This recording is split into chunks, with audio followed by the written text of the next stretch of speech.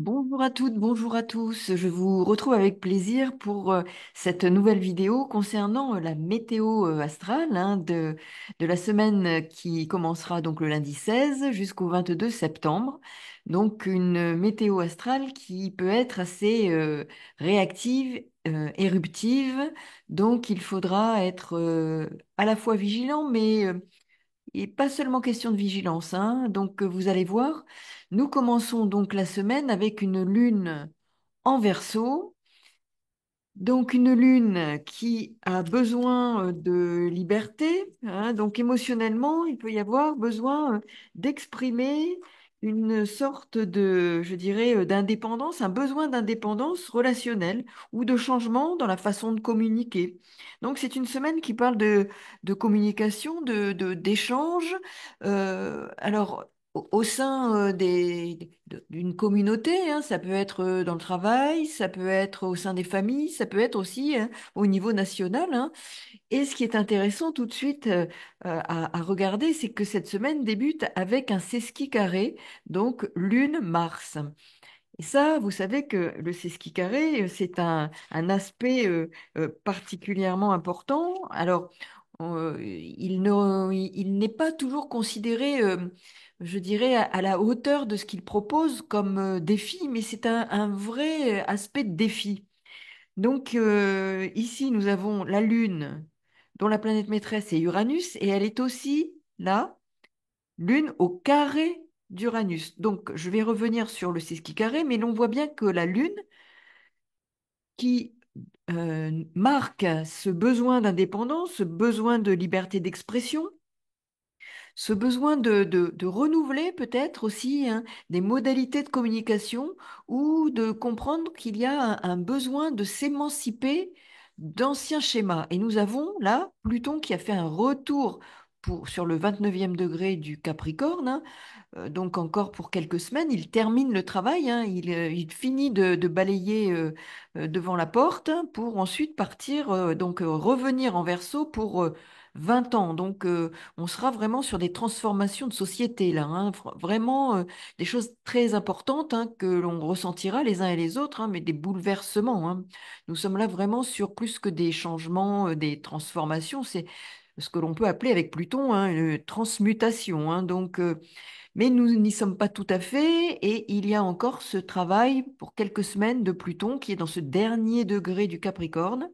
Donc là, c'est tout à fait puissant. N'oublions pas que en Capricorne, le Capricorne est dans l'axe Capricorne-Cancer, hein, puisqu'en astrologie, on considère toujours l'axe des signes, que Mars, l'autre planète du Scorpion, avec Pluton, hein, donc les deux planètes où ça peut être parfois violent hein, dans la transformation qui doit s'engager, dans la transmutation, dans des réactions qui peuvent être explosives, hein, et que la planète, hein, ben, voilà, hein, maîtresse du Cancer, se trouve en Verseau. Donc, ça peut être une semaine un peu mouvementée de mouvements. Alors, mouvement, euh, révolte, mais alors je dis pas que c'est une révolution, hein, mais de mouvements d'humeur hein, qui veulent exprimer un besoin de quitter d'anciens schémas, d'en finir avec de vieux fonctionnements et qui vont dans la société, dans cette semaine-là encore, peut-être être mis au goût du jour, nous vouloir faire avaler comme une soupe, une ancienne soupe que l'on veut nous faire avaler de toute force et de revenir sur du passé. Et ce qui me fait évoquer ça aussi, c'est que en même temps, nous avons la Lune noire, le nœud sud et Vénus conjointes ou à très grande proximité en balance, qui nous parle bien aussi de ce qui peut être mis en lumière avec la lune noire, hein, qui est un petit Pluton, hein, sur la dimension relationnelle, la dimension des échanges, de communication, où il faut retrouver un équilibre fondé sur de nouveaux fonctionnements, pas rebâcher le passé, hein. Donc, il va y avoir d'anciens fonctionnements qui peuvent ressurgir dans nos communications, dans nos échanges, mais là, il va falloir comprendre que c'est un temps pour mettre en lumière ce qui est mis au travail. Donc, nous avons ici ce sesqui carré hein, de la Lune avec, bien entendu, ben, Mars. donc c'est important. Des défis sont à relever au sein de ce qui fait, comme je vous le disais, communauté, clan, famille, population, nation, hein. Donc il peut y avoir des réactions vives, des mouvements. Donc c'est un aspect que l'on appelle un aspect irritant, une sorte de déséquilibre qui est suscité ici par, je dirais, je dirais une sorte d'inconfort, hein, d'inconfort, de ressenti d'inconfort et d'insatisfaction. Donc, une insatisfaction, potentiellement, comme nous sommes là dans un axe qui concerne euh, la famille, ce qui fait clan, les structures, l'organisation, les vieilles structures qui demandent encore à être, dont il peut être question de faire table rase. Et là, il va y avoir des mouvements d'humeur parce que, en effet, ça peut déclencher de l'inconfort, de l'insatisfaction. Donc, c'est, je dirais, le saut de la semaine, hein, puisque nous avons cette lune qui sera, pardon, la semaine qui commence avec la lune en Verseau. Donc, la lune, c'est un déclencheur, comme vous savez, hein, et elle est la planète maîtresse du Cancer où se trouve Mars, hein. Donc, éruptivité, potentiellement colère, mouvement d'humeur, des humeurs instables, pousser un peu à exprimer son inconfort, son insatisfaction. Et puis nous avons bien très vite après, hein, l'entrée de la Lune, donc en Poisson. Et là, vous savez que donc elle va transiter, la Lune va transiter au signe du Poisson, va transiter, elle va être conjointe à Saturne, puis conjointe à Neptune. Donc ressenti d'insatisfaction, mouvement d'humeur, instabilité de l'humeur, mais aussi une grande sensibilité et perméabilité émotionnelle qui peut générer des mouvements d'humeur ou un sentiment un peu d'abord de frustration avec le passage sur Saturne, puis de révolte au regard de l'inconfort ressenti, du sentiment de frustration et avec la nécessité d'être attentif euh, au discernement. Nous sommes dans cet axe Vierge-Poisson. Donc, frustration, inconfort, sentiment de grande perméabilité au ressenti, avec potentiellement de la colère, mouvement d'humeur, parce que Neptune peut aussi être, hein, on connaît hein, Poséidon, hein, le dieu des mers, qui peut aussi pousser à la révolte, pousser à la colère et transformer une eau calme en grande tempête, en tsunami. Donc nous avons ici des risques de mouvements d'humeur liés à une insatisfaction, un besoin de se libérer d'anciens schémas pour aller vers quelque chose de nouveau, alors que quelque part, nous sommes confrontés à une forme de statu quo, hein. Nous avons quand même ici le Soleil et Mercure en Vierge, donc au carré de Jupiter. Regardez si vous le souhaitez la vidéo concernant la pleine lune, hein, pleine lune éclipse, qui sera aussi un temps très fort de cette semaine, puisque ce sera le 18. Donc vous voyez une semaine où il est prudent de bien contrôler, je dirais, ses ressentis, tout en sachant qu'il va falloir quand même exprimer son besoin de se libérer d'anciens fonctionnements au sein ou de comprendre que notre façon, la nature de nos liens, de nos relations, hein, alors ça peut être individuel mais tant collectif, va devoir évoluer pour que nous, les uns ou les autres, grandissions et ayons je dirais, des relations fondées sur d'autres bases, d'autres valeurs. Mais là, nous sommes bien dans cette semaine qui peut être très forte. Alors, ce qui nous amènera, mais plus tard, hein, mais dans quelques jours, hein, 30 septembre, à quelque chose d'important, hein. Ce sera le, le trigone, hein, Saturne-Uranus, Saturne-Mars, pardon. Et là, ce n'est pas rien hein, quand Saturne, même si c'est un trigone, hein, on appelle bien sûr un aspect plutôt harmonieux, harmonique, et sachant que les deux énergies se retrouvent et arrivent à s'accorder, mais en même temps, ce sont des énergies hein, qui coupent, hein, qui peuvent être très puissantes dans des signes d'eau, donc avec un fond réactif qui peut être, mais ça nous serons sur la fin du mois, mais nous voyons bien ce qui s'annonce, hein. Il peut y avoir réactivité, des choses qui se préparent, des mécontentements, euh, social, hein, sociétal, quelque chose qui nous pousse à réagir à partir d'un inconfort ressenti et d'une impression d'être un peu dupé, hein. Nous avons quand même Neptune face au Soleil, hein, qui peut mettre le trouble et nous donner l'impression que l'on veut nous faire prendre des vessies pour des lanternes ou nous leurrer. Donc le discernement va être nécessaire pour bien contrôler nos réactions tout en sachant qu'il ne faudra pas accepter forcément de boire le bouillon, hein, vous voyez ce que je veux dire?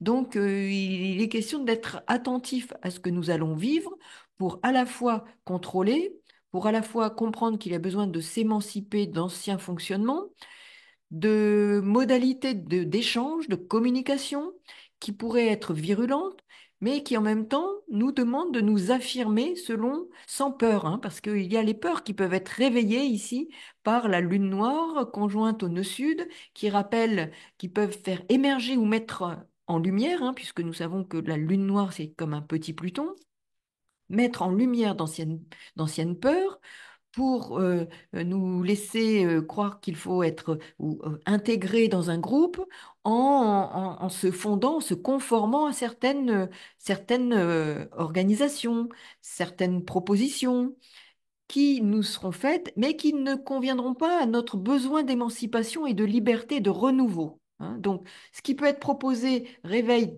des peurs, nous aurons peut-être l'impression qu'il faut nous conformer tout en sachant que nous sommes appelés à une transformation, à avoir une envie de changement, de modifier les choses pour nous émanciper. Et un confort à la clé, donc lendemain sur lendemain, des réactions émotionnelles vives qui vont nous demander d'être au clair avec nos réactions, nos motivations profondes, ce qui nous fait réagir pour justement avoir la posture qui est, qui convient pour notre affirmation juste.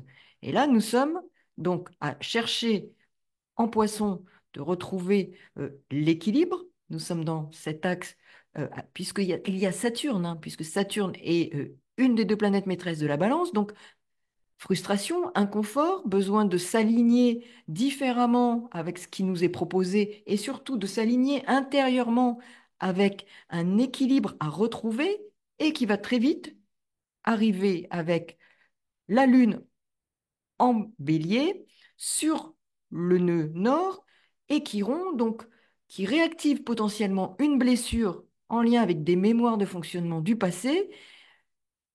Et pour autant, il va falloir se départir de peur de ne pas être en conformité avec ce qu'on attend de nous pour justement exprimer, affirmer notre potentiel personnel, affirmer ce que l'on souhaite affirmer pour un renouveau.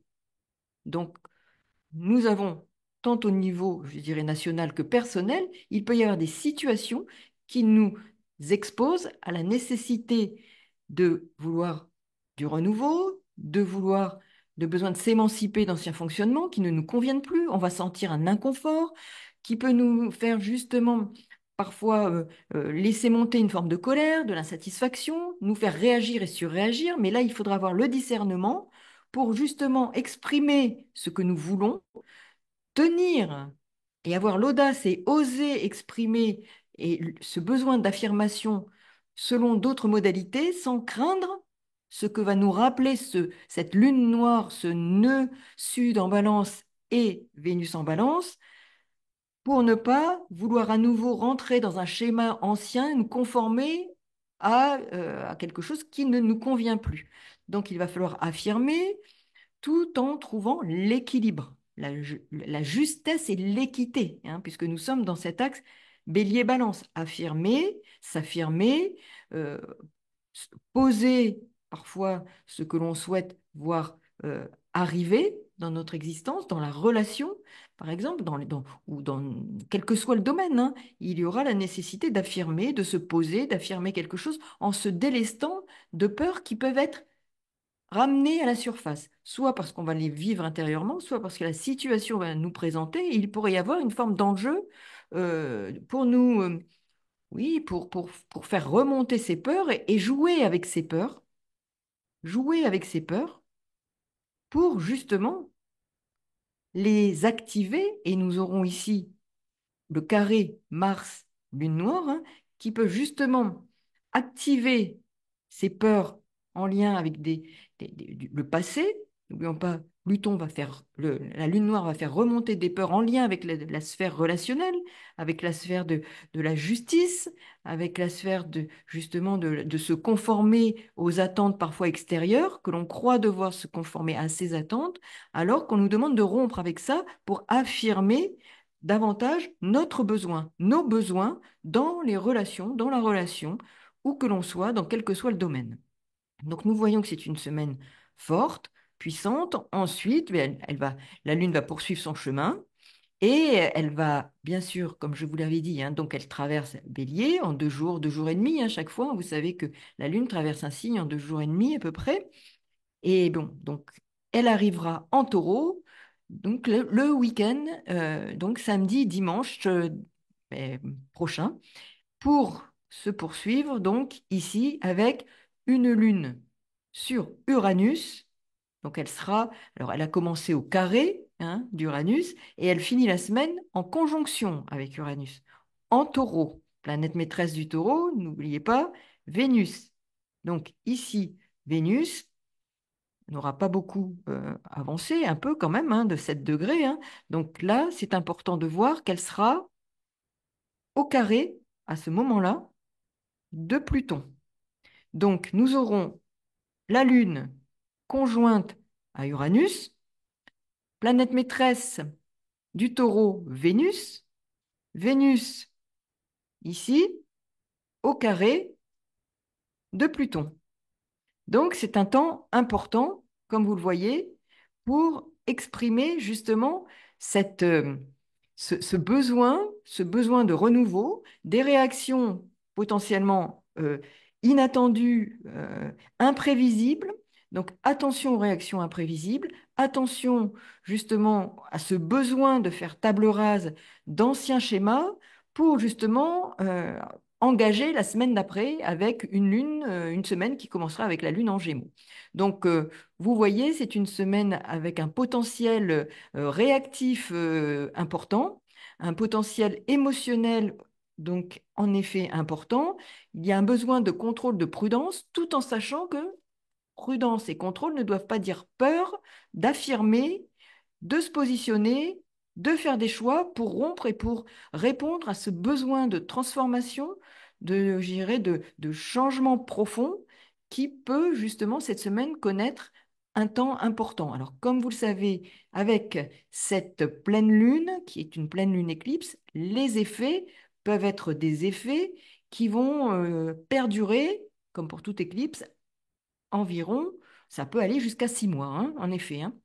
Donc, sachez que ça peut être une semaine particulièrement intéressante si on veut engager des transformations, des changements, se positionner différemment, accéder à un stade, je dirais, d'émancipation personnelle, d'évolution par rapport à des relations, d'anciennes relations ou de nouvelles relations qui seraient bâties sur d'autres modalités. Mais aussi, au niveau national, nous avons pas mal de clés et d'indicateurs d'un temps, d'une semaine importante.